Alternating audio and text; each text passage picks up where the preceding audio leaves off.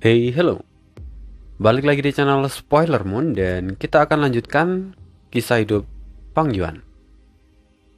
Di part sebelumnya, diceritakan Fang Yuan sedang terjebak di dalam formasi labirin janin bumi.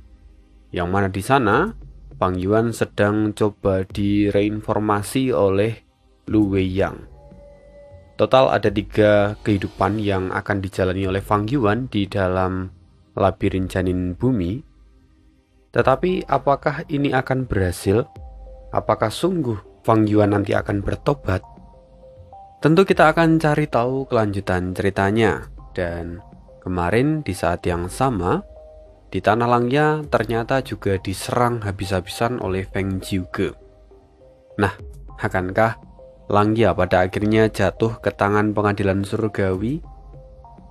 Dua pertanyaan besar yang muncul di awal part kali ini, dan mari kita sambung kisah hidup Fang Yuan di part 304. Di awal part kali ini, kita akan menengok kondisi di dalam tanah terberkati Langya. Kau ingin membunuhku? Kau harus membayar harga yang mahal. Seorang immortal benua tengah peringkat 7 berteriak dengan lantang.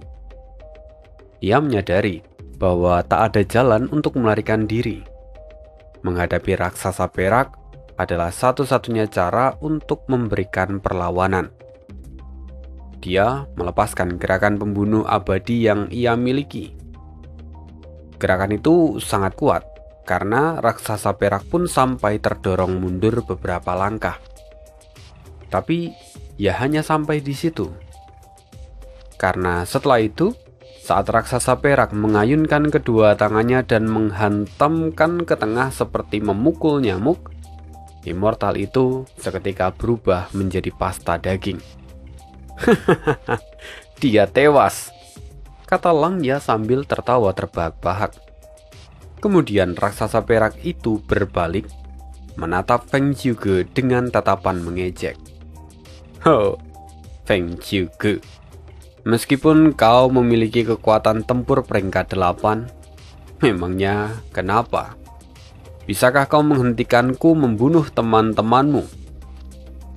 Kalian telah berani menyerbu tanahku, jadi aku pastikan kalian tidak akan melihat hari esok, kata Langya dengan penuh rasa percaya diri. Sementara itu, tatapan Feng Jiuge menyala penuh dengan amarah. Tapi bagaimanapun juga, tempat ini adalah tanah terberkati Langya, di mana secara otomatis Langya memiliki keunggulan secara teritori. Bahkan dengan gerakan pembunuh yang dimiliki oleh Feng Jiuge, dia tetap tidak bisa menghentikan raksasa perak untuk membantai para immortal dari benua tengah. Memikirkan hal itu, tatapan mata Feng Jiuge menjadi tajam. Dia bergumam, kalau begitu, hanya ini yang bisa aku lakukan sekarang. Mendengar perkataan dari Feng Jiuge, Langya seketika merasa tidak tenang. Dan kemudian, Feng Jiuge terbang ke bawah, menembus lapisan benua awan, dan kemudian menuju salah satu dari 3 benua, yaitu benua rambut hitam. Di bawah sana, terlihat sebuah kota yang dihuni oleh para manusia berbulu, yang mana mereka sama sekali tidak menyadari bahwa bencana tengah mengancam mereka. Berhenti! Langya berseru. Dia mengerahkan raksasa perak untuk mengejar Feng Jiuge. Namun, Feng Jiuge sudah menggunakan gerakan pembunuh abadi miliknya. Dalam satu gerakan, ledakan besar menelan seluruh kota hingga akhirnya hancur seketika. Tak terhitung jumlah manusia berbulu yang terkubur hidup-hidup. Bahkan yang tewas pun tak kalah banyaknya. Kira-kira puluhan ribu jiwa melayang dalam satu gerakan. Mata Langya memerah. Dia berteriak dengan penuh amarah. Feng Jiuge, kau adalah immortal dari jalan kebenaran. Bagaimana bisa kau bertindak sekejam ini? Feng juga menjawab dengan dingin. Jalan kebenaran yang kuikuti adalah jalan kebenaran dari umat manusia, bukan jalan kebenaran untuk para varian manusia seperti kalian. Sejak kapan kalian, para varian manusia, menyamakan diri kalian dengan kami, para manusia sejati? Sembari mengatakan itu, Feng Zhuge kini melesat menuju kota berikutnya. Langya tentu berusaha menghentikan dia, namun Feng Zhuge bergerak dengan sangat cepat. Ditambah lagi, Feng Zhuge tidak terlalu peduli pada hidup atau mati dari para immortal benua tengah. Apalagi mereka sedari awal memang berasal dari sekte yang berbeda. Kematian mereka hanya akan memperkecil perkelahian di antara 10 sekte kuno di masa depan. Namun, bagi Langya, para manusia berbulu itu adalah segalanya. Dia memiliki ambisi besar untuk mereka semua, dan itu jelas adalah kelemahan dari Langya. Serangan-serangan Feng Zhuge membuat Langya terpaksa menahan diri dan mengalihkan perhatiannya. Akibatnya, saat ini para immortal benua tengah pun bisa bernafas dengan lega. Situasi kembali menjadi buruk untuk sekte Langya. Sementara itu, di perbatasan selatan di dalam medan perang yang terbentuk dari gerakan pembunuh milik Lu Weiyin. Di sana, Lu Weiyin tampak keheranan. Aneh, ini benar-benar aneh.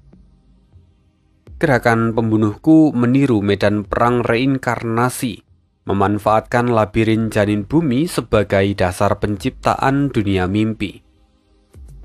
Peserta di dalam dunia mimpi ini juga banyak, dan mereka semua adalah para elit. Bahkan aku tidak bisa mengendalikan seluruh alam mimpi ini secara penuh. Aku hanya bisa mengawasinya. Dari penilaian sebelumnya, Feng Yuan jelas memiliki cinta dan kasih di dalam hati. Ia juga mendambakan kekayaan, kekuasaan, ataupun kekuatan. Tetapi, mengapa dunia mimpi ini gagal menahannya hingga akhir? Warisan sejati kebajikan alam mimpi itu bukanlah sembarang ciptaan. Itu adalah bagian dari rencana besar Lu Weiyin. Tujuannya sederhana, yaitu membimbing Feng Yuan menuju perbuatan baik, menanamkan kebaikan dan kebenaran di dalam hatinya, dan perlahan-lahan mengubahnya dari jalan iblis menjadi ku-immortal jalan kebenaran. Semua berjalan mulus sejak awal hingga pertengahan. Namun tepat ketika Liu Wenyi merasa telah mencapai puncak keberhasilannya, Feng Yuan tiba-tiba membebaskan diri dari rute mimpi itu. Lu Weiyin bingung. Ia memikirkan masalah ini dalam-dalam, tetapi tetap tidak bisa menemukan jawabannya. Akhirnya, Lu Weiyin tampak menghela nafas panjang, dan dia menguatkan tekadnya lagi. Dia berkata, "Lupakan, satu kehidupan telah lewat, tapi masih ada 2 yang tersisa. Aku akan mencobanya lagi." Sementara itu, di dalam dunia mimpi kehidupan kedua, Feng Yuan kini menjadi seorang tuan muda. Klan tempat dia dilahirkan adalah kekuatan super yang mendominasi suatu wilayah.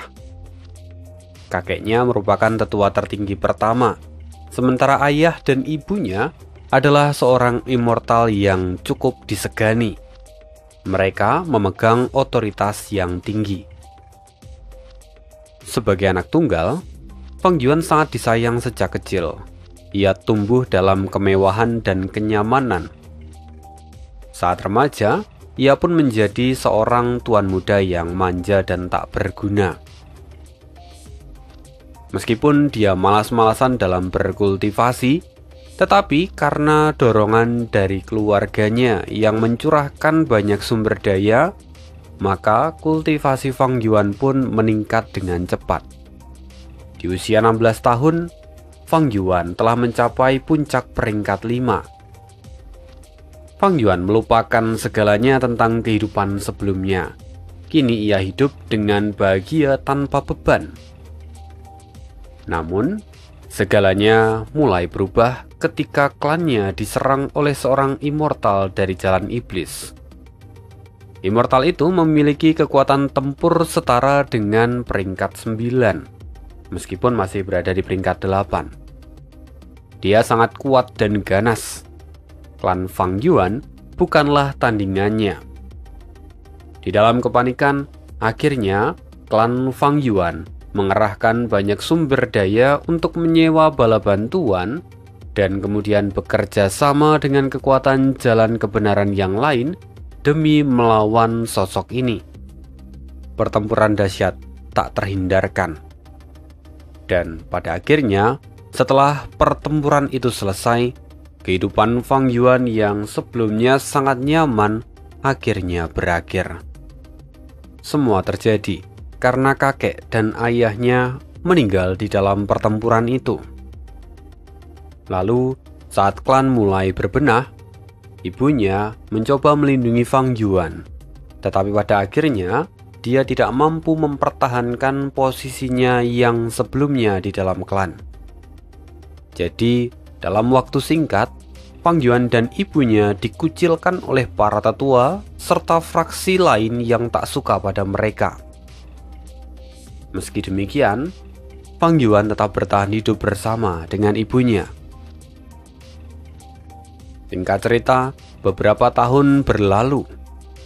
Iblis yang sebelumnya menyerang klan Fang Yuan akhirnya muncul lagi.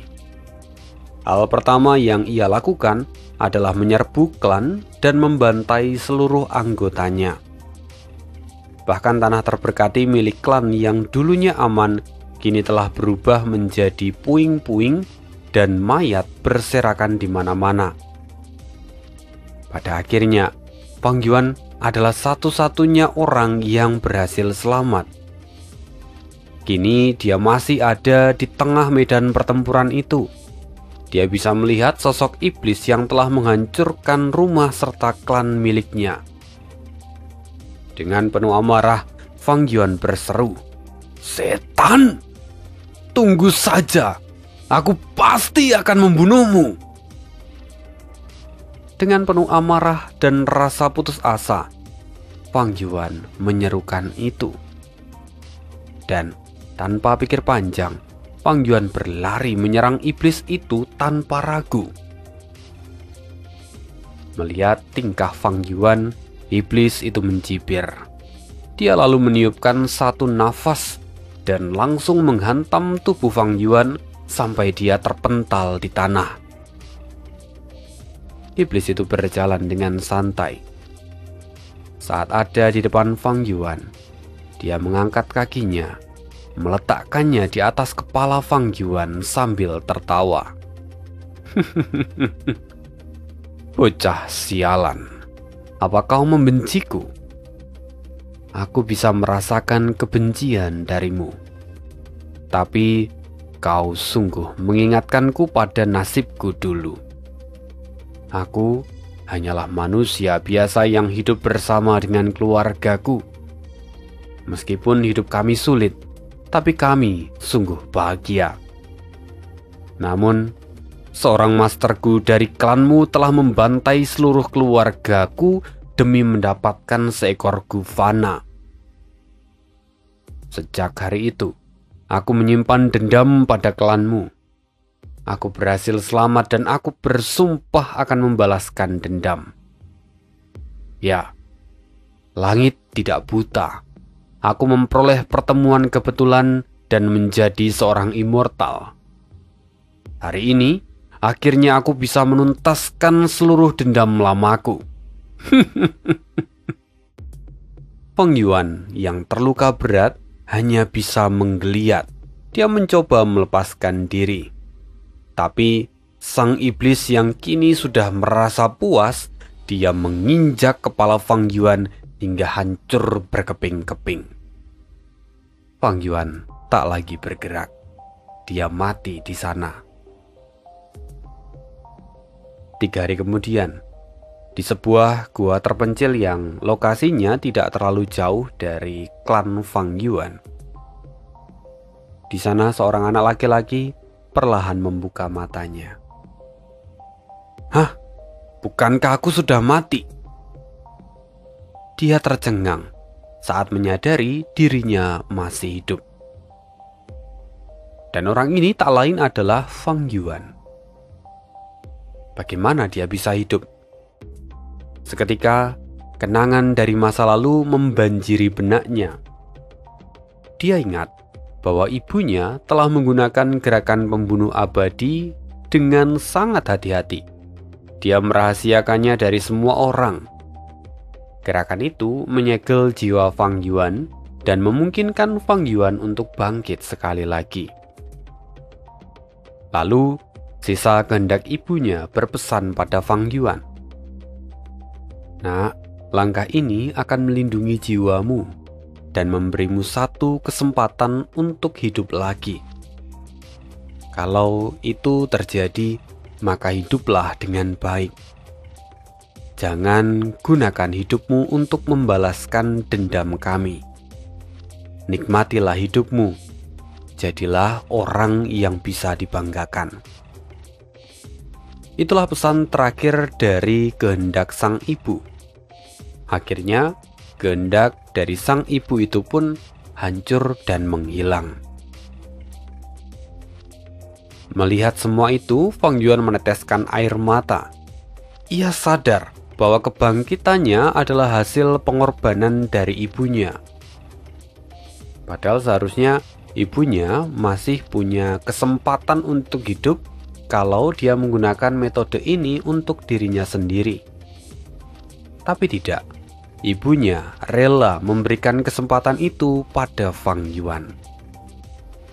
Itulah cinta seorang ibu, cinta yang agung dan tak ternilai. Fang Yuan pun menangis terseduh-seduh. Kebenciannya meledak seperti gelombang di samudera yang luas. Cinta mendalam terhadap klan dan keluarganya kini berubah menjadi dendam yang membara kepada sang iblis. Setelah tangisnya reda, Fang Yuan berlutut dan bersumpah bahwa apapun yang terjadi, seumur hidupnya ia akan mendedikasikan hidupnya untuk membunuh sang iblis. Demi orang tuanya, demi klannya, dan juga demi dirinya sendiri. Mulai saat itu, Fang Yuan mulai berkultivasi dengan penuh kesungguhan. Ia bekerja keras tanpa henti, tidur sesingkat mungkin, bahkan waktu makan pun diatur dengan ketat. Meski tubuhnya telah berubah setelah dibangkitkan lagi, tapi Fang Yuan memiliki bakat yang tak tertandingi. Ia berhasil menyembunyikan identitas aslinya. Ia masih memiliki warisan sejati dari keluarga, serta pondasi kultivasi dari kekuatan super. Meskipun semua Gu immortal di keluarganya telah dihancurkan, di lokasi di mana Fang Yuan bangkit, ibunya telah meninggalkan banyak sekali Gu fana. Dengan bekal itu, Fang Yuan mulai berkultivasi secara tertutup di dalam gua. Tak terasa 8 tahun pun berlalu. Fang Yuan berhasil mencapai peringkat 6 dan memperoleh tanah terberkati tingkat tinggi. Namun, peringkat 6 saja masih belum cukup untuk menghadapi sang iblis.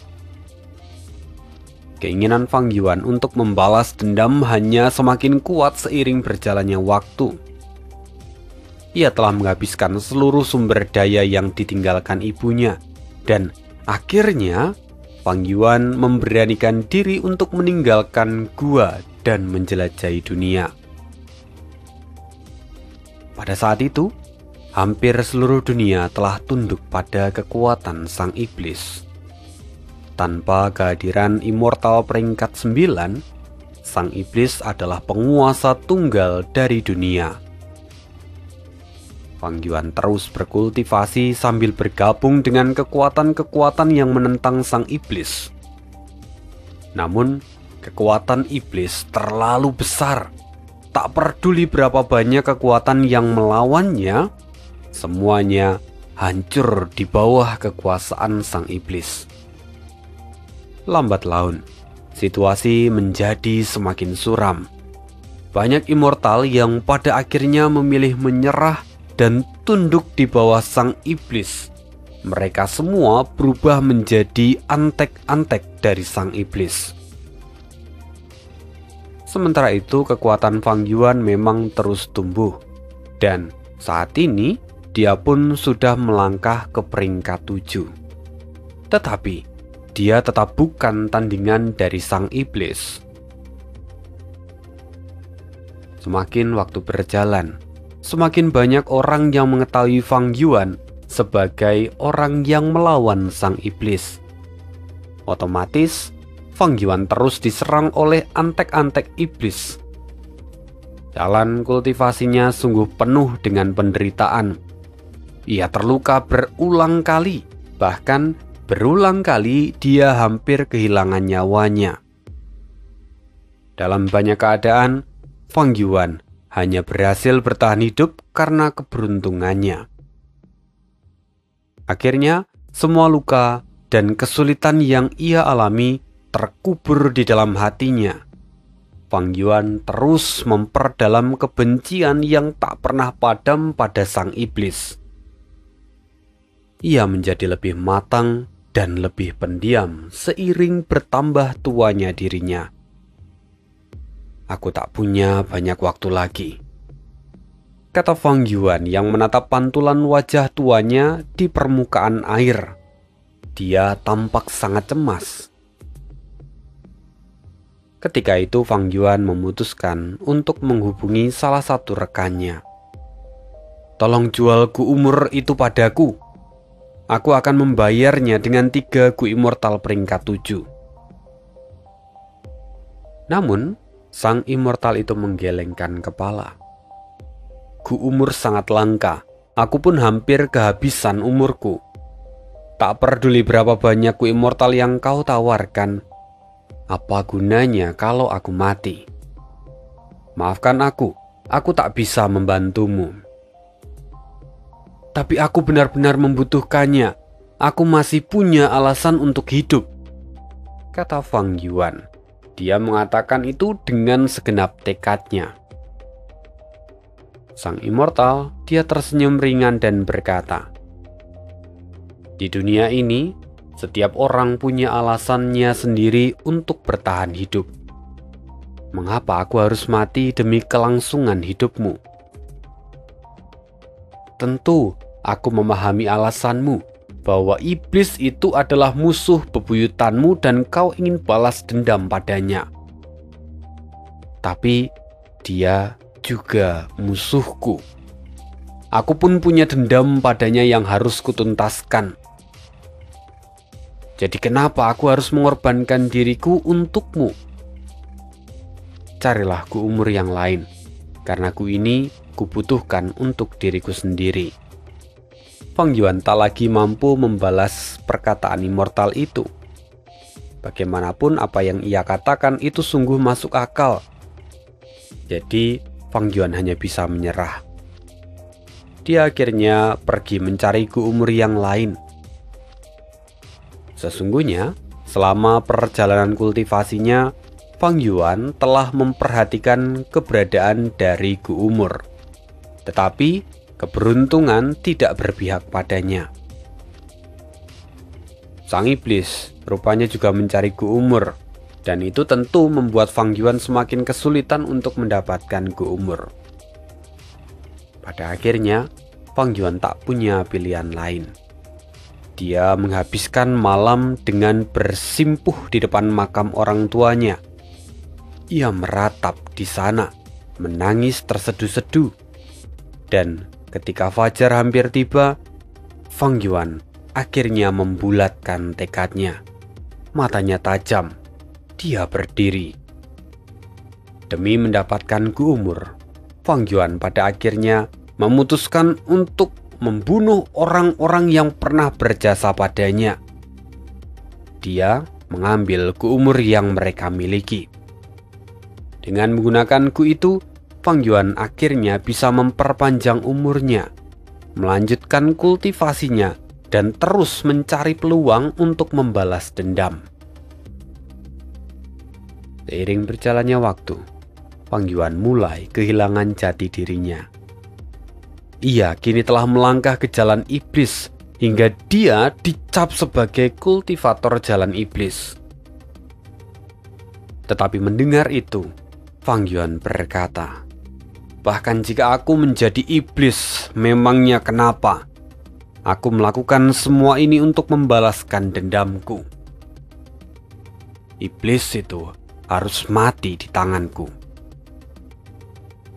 Iblis yang telah memusnahkan semua kekuatan yang menentangnya kini menjadi otoritas tertinggi. Tak ada seorang pun yang mampu menggoyahkan statusnya. Makin lama, Fang Yuan pun tak kunjung menemukan kesempatan untuk membunuhnya. Fang Yuan mulai kehilangan kesabaran. Kebencian tumbuh bak monster yang bersemayam di dalam kegelapan hatinya. Akhirnya, Fang Yuan mulai mengalihkan perhatiannya kepada orang-orang yang ada di sekitar iblis itu. Sang iblis memang adalah manusia. Meski keluarganya telah tewas di masa lalu, dalam beberapa tahun terakhir, ia membentuk keluarga baru. Dia memiliki istri, bawahan, dan juga banyak anak. Di antara anak-anaknya itu, ada seorang gadis muda yang sangat ia sayangi. Iblis itu membantu sang gadis untuk mencapai tingkatan ku immortal pada usia 16 tahun dengan harga yang sangat mahal. Fang Yuan mulai menjalankan skema yang dalam. Ia akhirnya menciptakan sebuah kebetulan agar dia bisa mendekati gadis itu. Dalam pertemuannya, gadis itu tampak tersenyum dan berkata, "Kamu boleh memanggilku Little Sang. Terima kasih karena kamu telah menyelamatkanku." Kali ini Fang Yuan dalam ceritanya telah menyelamatkan nyawa dari Little Sang. Jadi dia pun mendapatkan kepercayaan Little Sang dengan sangat mudah. Fang Yuan mulai memainkan peran. Setelah sekian lama, aktingnya menjadi semakin matang. Ia sangat memahami hati dari manusia. Awalnya, tujuan Fang Yuan hanya untuk mendekati Little Sang agar bisa membunuhnya, supaya ini bisa membuat sang iblis merasakan pedihnya kehilangan keluarga. Namun seiring berjalannya waktu, saat ia banyak menghabiskan waktu dengan Little Sang, emosi terdalam Fang Yuan mulai bangkit dari relung yang tergelap di dalam hatinya. Ketika Little Sang mulai mengungkapkan perasaannya pada Fang Yuan pun menjadi panik. Dia langsung melarikan diri dan meninggalkan Little Sang. Fang Yuan memutuskan untuk menghilang dari kehidupan Little Sang.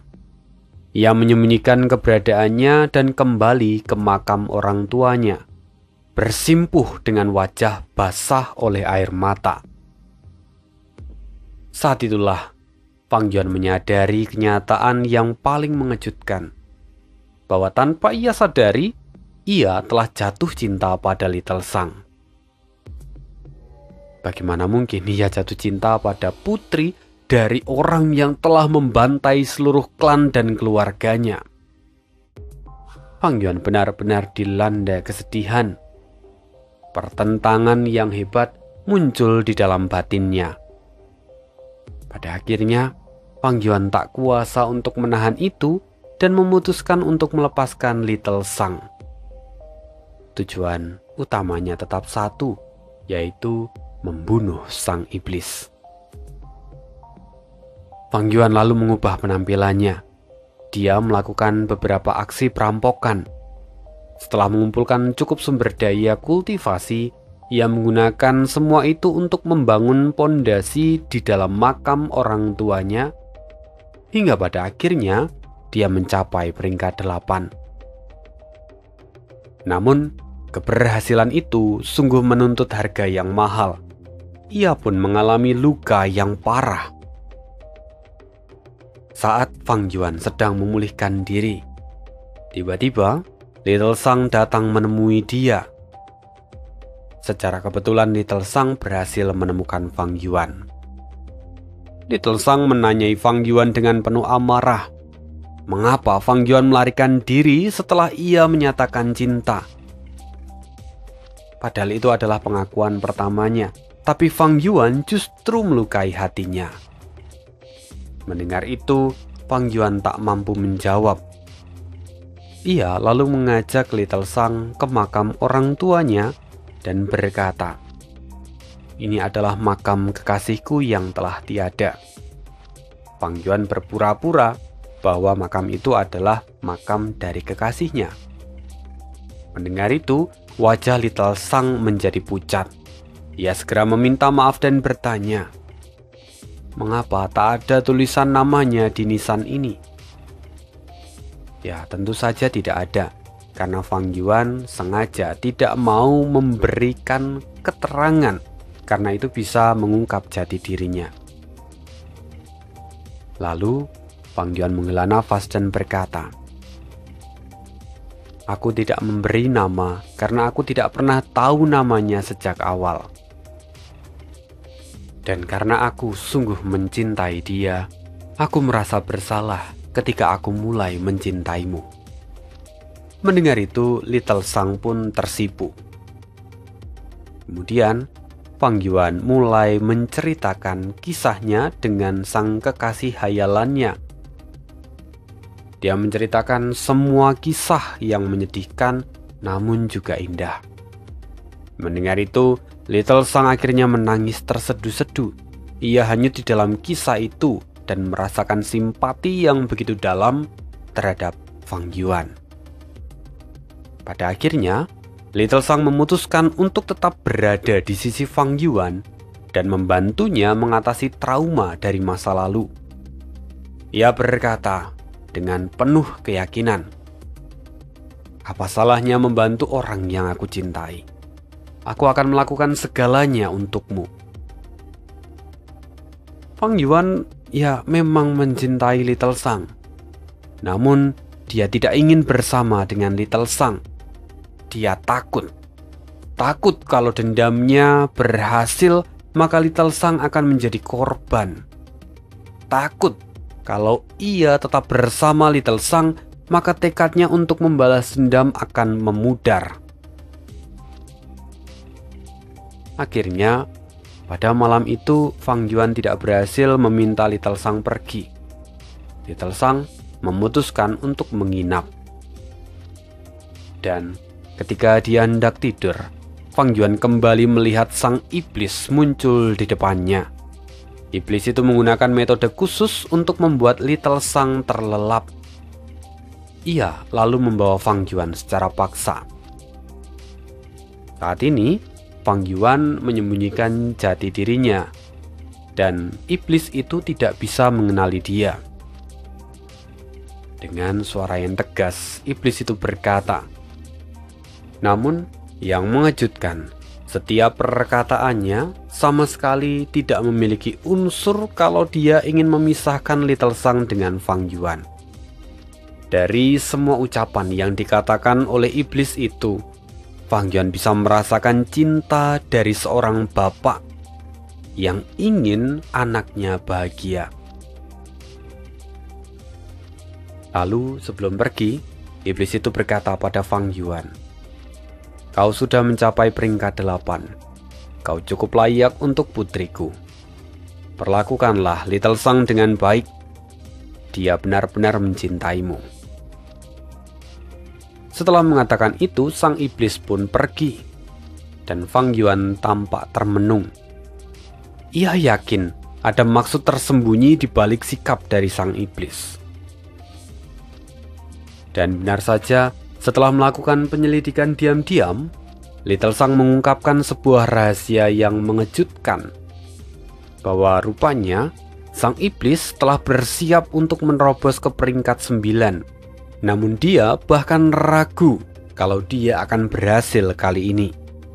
Maka sang iblis mempercayakan Little Sang pada Fang Yuan.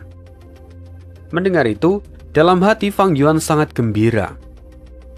Ia memahami sang iblis lebih daripada dirinya sendiri. Iblis itu pasti akan mencoba untuk naik ke peringkat 9. Namun karena keyakinannya kurang, kegagalan bisa saja menjadi kesempatan emas bagi Fang Yuan. Kalau iblis itu gagal, bahkan jika dia tidak mati, ia akan terluka parah, dan saat itu balas dendam bisa mewujudkannya. Fang Yuan kembali diliputi gairah balas dendam. Dengan logika yang tajam dan ketenangan yang luar biasa, ia memutuskan untuk tetap berada di dekat Little Sang. Tentu tujuannya adalah untuk mendekati sang iblis. Akhirnya, sang iblis benar-benar gagal dalam upaya menembus peringkat 9. Ia bersembunyi di sebuah lembah untuk memulihkan diri.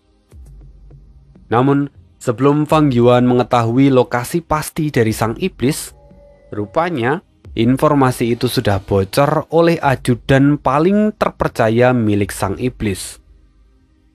Selama ini, sang iblis memang memerintah dengan tangan besi, sehingga bukan hal yang aneh jika bawahnya mengkhianati dia.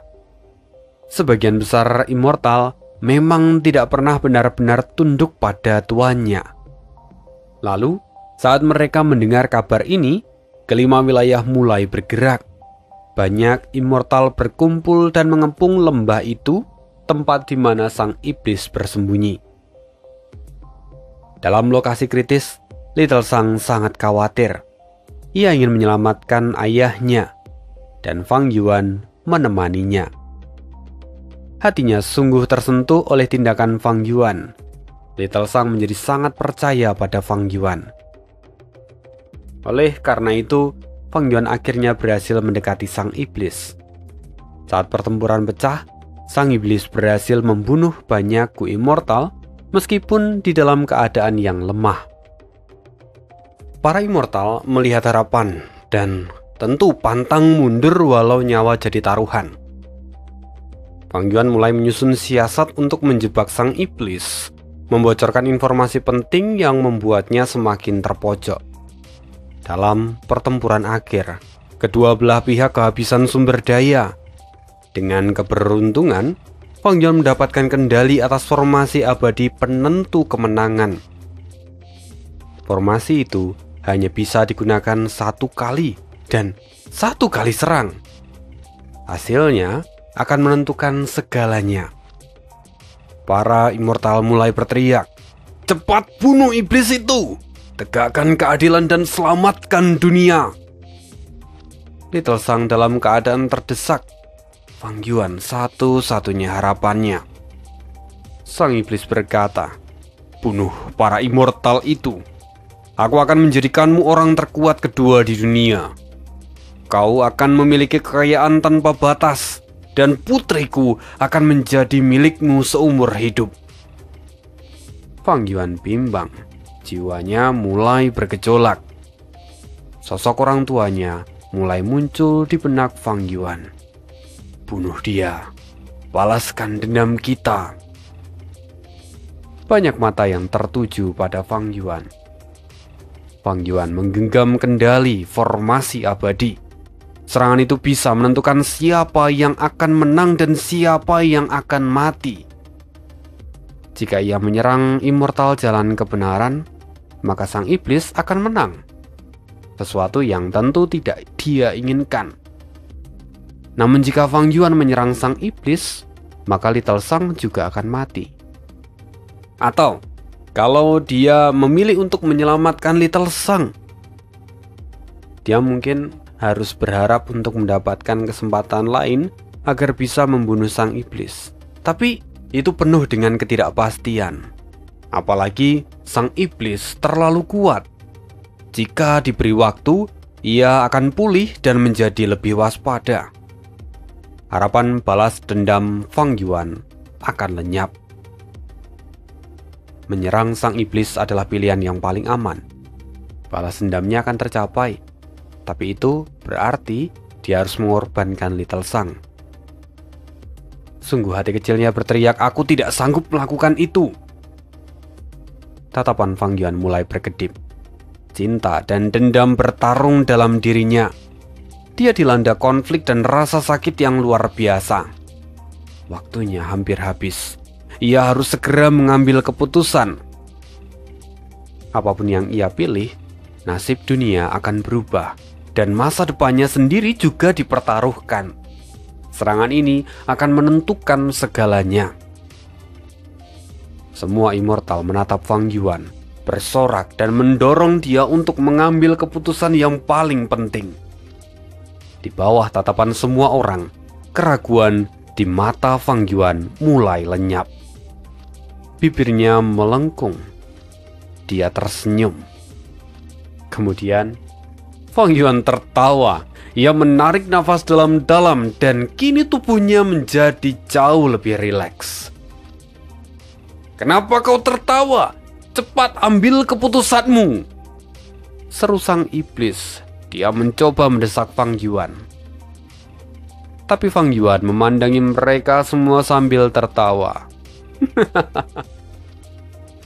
"Aku hanya menertawakan diriku sendiri. Cinta dan dendam, pengkhianatan dan darah.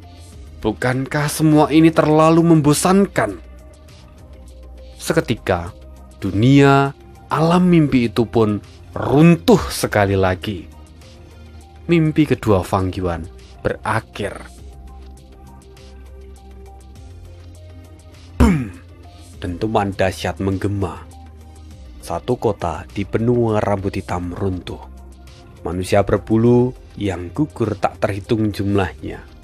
Sungguh itu adalah bencana. Dan kita kembali lagi ke dataran utara. Pertarungan di dalam tanah terberkati Langya masih terus berlanjut. "Feng Jiuge, kau pantas mati," kata Langya menjerit bagaikan orang gila. Suaranya syarat akan rasa sakit yang mendalam. Feng Jiuge hanya menanggapinya dengan senyum dingin. Dia kemudian terbang. Raksasa perak mengejarnya tanpa henti. Dikendalikan oleh Langya, cahaya yang dalam menyebar dari tubuh raksasa perak, menyelimuti para manusia berbulu yang masih hidup di kota itu. Mereka lalu mulai sembuh dengan cepat. Hidup mereka yang sebelumnya diambang kematian pun diselamatkan. Namun semua itu tidak berarti banyak bagi jalannya pertempuran. Baik raksasa perak maupun Feng Jiuge, mereka memiliki kekuatan pertempuran peringkat 8. Tak satu pun dari mereka dapat benar-benar mengalahkan lawannya, kecuali kalau perbedaan kekuatan mereka menjadi sangat besar. "Apa Fang Yuan masih belum mengirimkan tanggapan?"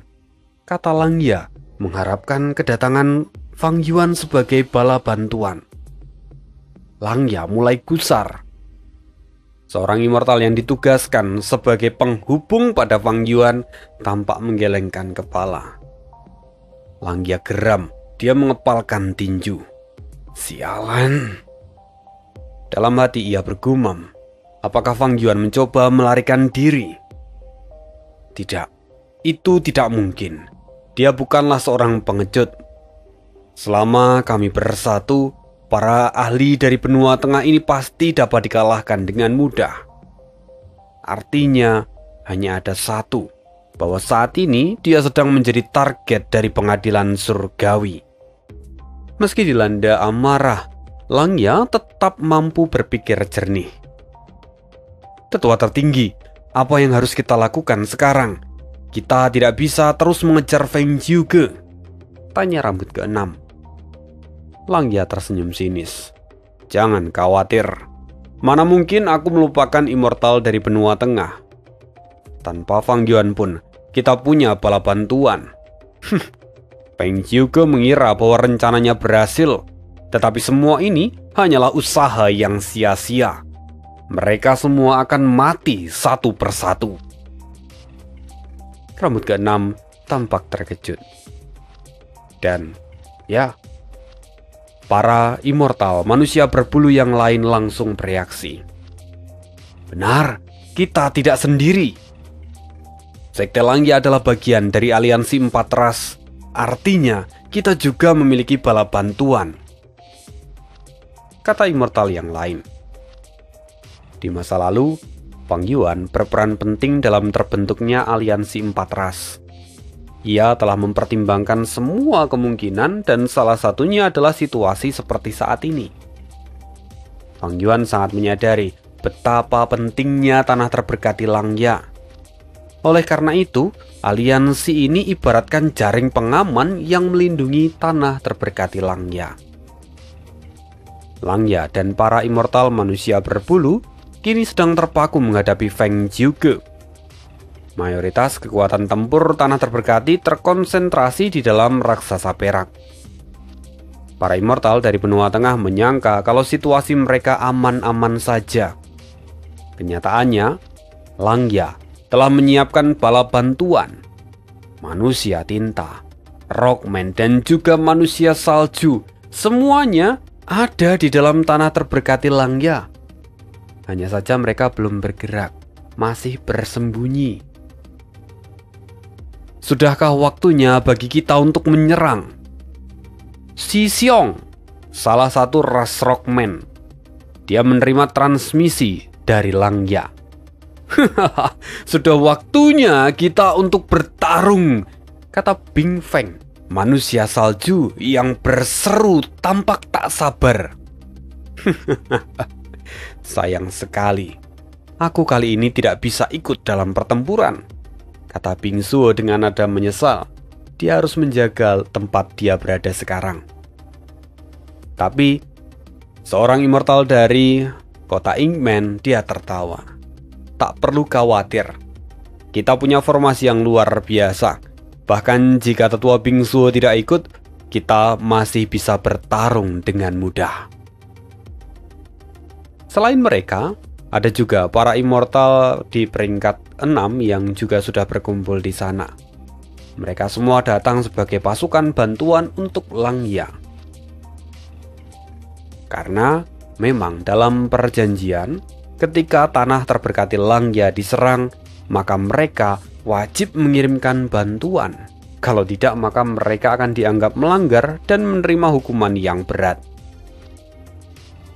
Semua ini sudah diperhitungkan oleh Fang Yuan. Saat menyusun aliansi ini, Fang Yuan juga sangat menekankan kecepatan dalam pengiriman bantuan agar menutup semua celah di dalam perjanjian. Namun, sesungguhnya ketiga ras ini ya datang bukan karena paksaan, tapi mereka datang atas kesadaran mereka sendiri. Sebagai varian manusia, mereka secara alami tidak menyukai manusia, dan perhatian utama mereka hanyalah keselamatan dari para immortal mereka. Beruntungnya, Langya memiliki formasi abadi tersembunyi, sehingga kekhawatiran mereka sungguh berkurang. Semua itu dirancang tentu salah satunya oleh Fang Yuan. Ia mempertimbangkan kekuatan tempur dari immortal manusia berbulu serta psikologis dari para bala bantuan. Dan formasi ini adalah pilihan yang terbaik. Meski formasi itu ya bersifat permanen, tidak bisa dipindah-pindah, tetapi itu sungguh membangun moral mereka, membuat mereka menjadi jauh lebih yakin untuk menghadapi musuh. Setelah para immortal dari varian manusia tiba, Langya segera mengatur mereka untuk mengisi dan menyalurkan esensi abadi ke dalam formasi. Dan begitu formasi super itu diaktifkan, kekuatannya langsung mengguncang tanah terberkati Langya. Apa yang terjadi? Para immortal benua tengah mulai panik. Formasi abadi itu meledak dengan kekuatan yang tak tertahankan. Sementara itu, para immortal benua tengah yang juga telah membangun formasi menerima pukulan yang sangat berat. Banyak dari mereka yang terluka parah. Melihat ini, Bing Zuo dan yang lain tak menyia-nyiakan kesempatan. Mereka melancarkan serangan tanpa ragu, dan di bawah tekanan formasi, dua immortal benua tengah tewas dalam satu gerakan. Melihat itu, wajah Feng Jiuge berubah drastis. Langya, aku benar-benar terjebak di dalam rencanamu. Kebenaran pahit itu menghantam Feng Jiuge seperti tamparan yang keras. Tokoh legendaris dari era ini akhirnya menunjukkan ekspresi murka. Dalam situasi ini, Feng Jiuge tak lagi bisa melanjutkan taktik lamanya. Ia harus mundur dan menyelamatkan rekan-rekannya. Kalau tidak, maka nyawanya sendiri juga akan menjadi taruhan. Tapi raksasa perak tak memberikan ruang untuk Feng Jiuge kabur. Tanah terberkati ini juga masih menyimpan formasi super yang lain, dan itu menekan Feng Jiuge. Hasilnya, meski sudah berusaha sekuat tenaga, Feng Jiuge hanya bisa menyaksikan para immortal benua tengah yang berguguran satu persatu. Intelijen kami benar-benar payah. Tanah terberkati Langya menyembunyikan kekuatan sebesar ini. Sial! Feng Jiuge menjadi suram. Dia dikepung oleh raksasa perak dan juga formasi Gu. Dalam situasi genting ini, Feng Jiuge mau tak mau harus mengeluarkan kartu as miliknya. Gerakan pembunuh abadi, lagu Batu Giok. Melodi Batu Giok mulai terdengar jernih dan merdu.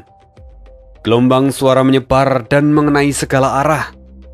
Dimulai dari raksasa perak, seluruh tubuhnya mulai berubah menjadi batu giok yang padat. Awan putih, tanah, dan aliran air di sekitarnya juga mulai membatu seperti batu giok, membentuk dunia beku dalam radius 100 li. Namun raksasa perak hanya membeku sementara. Tak lama retakan mulai muncul dan patung itu pecah. Raksasa perak kembali menyerang. Feng Jiuge tidak terkejut karena dia tahu betul bahwa lagu Batu Giok hanya mampu menunda musuh selama beberapa waktu.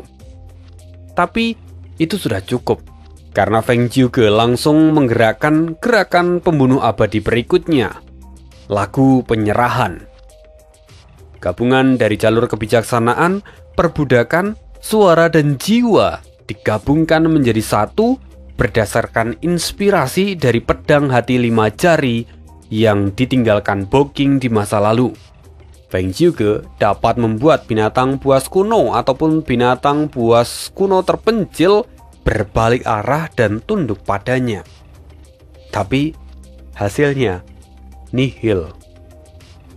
Langya tertawa. Feng Jiuge, apa kau kira kami tak bersiap? Fang Yuan sudah memberikan informasi tentang lagu kirimanmu. Semua binatang buas dan binatang buas kuno terpencil telah kuungsikan. Seranganmu tak berguna.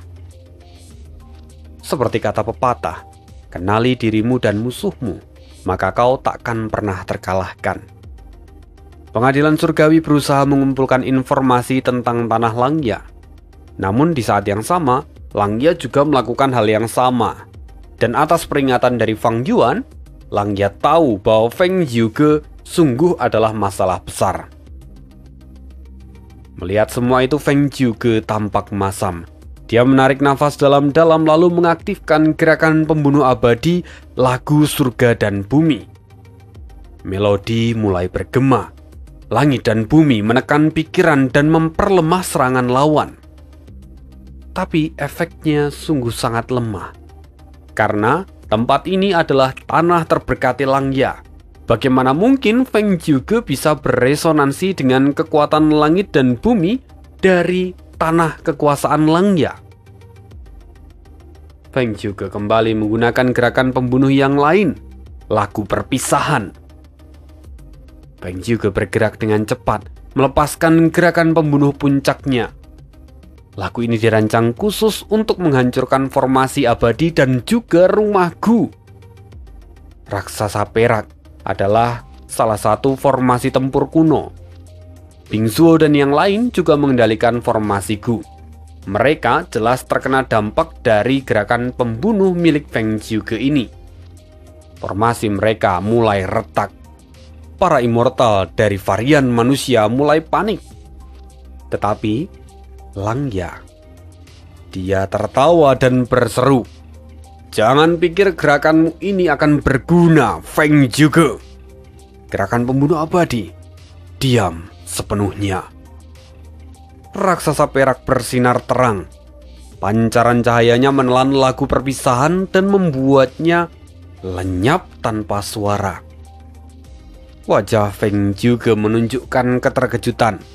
Gerakan pembunuh yang ia lepaskan itu memiliki kekuatan yang setara dengan peringkat 8, tetapi langsung dinetralkan oleh gerakan milik Langya. Melihat ekspresi dari Feng Zhuge, Langya tertawa puas. "Feng Zhuge, tanggal kematianmu akan genap 1 tahun dari hari ini." Raksasa perak lalu menginjakkan kakinya ke arah Feng Zhuge. Melihat itu Feng Zhuge buru-buru menghindar, namun ia hanya bisa bertahan sementara. Tatapannya bergetar. Kekuatan tempur pasukan Langya benar-benar melampaui perkiraannya. Gerakan pembunuh diam sepenuhnya terlalu efektif dan disimpan hingga saat kritis. Kini posisi Feng Zhuge benar-benar terdesak. Tokoh legendaris dari benua tengah, peringkat 7, yang dikatakan memiliki kekuatan tempur setara dengan peringkat 8, akhirnya merasakan aura kematian. Inikah akhir dari Feng Zhuge? Setelah sebelumnya dia lepas dari kematian saat melawan Qin Bai Sheng. Karena Fang Yuan waktu itu mereset waktu dan Fang Yuan menyelamatkan Feng Zhuge secara tidak sengaja. Sekarang, apakah pada akhirnya Feng Zhuge akan tetap mati? Inikah yang disebut dengan takdir? Kita akan sambung lagi kisah hidup Fang Yuan di part berikutnya. Kisahnya masih panjang, Fang Yuan masih satu kali lagi akan menjalani kehidupan fana, dan kita masih akan lihat apakah Feng Zhuge bisa selamat.